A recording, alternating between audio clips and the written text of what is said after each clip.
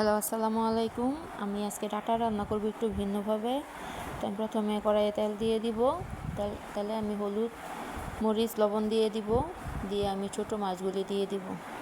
তো দিয়ে আমি ভালোভাবে মাছগুলি ভেজে নিব। আমি একটু মাছগুলি ভাজা হয়ে গেছে, এখন আমি নামিয়ে ফেলবো। তো আমি একই তেলে আমি এখানে ডাটাগুলি দিয়ে দিব, সাথে আলু দিব। দিয়ে আমি এগুলি ভালোভাবে একটু ভেজে নেব। তো ডাটা আলু ভাজা হয়ে গেলে এখানে আমি পেঁয়াজ কুচি দিয়ে দিব, দিয়ে কিছুক্ষণ নাড়া দিব। তো সাথে আমি হলুদ, মরিচ, লবণ, ধনিয়া দিয়ে দিব। দিয়ে আমি তরকারিটা কিছুক্ষণ কষাবো। তো তরকারিটা কষানো হয়ে গেলে আমি এখানে মাছগুলি দিয়ে দিব আর সামান্য পানি দিব।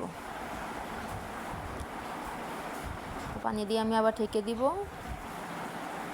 তো রান্নাটা আমার প্রায় হয়ে এসেছে। তো এখন আমি নামিয়ে ফেলবো।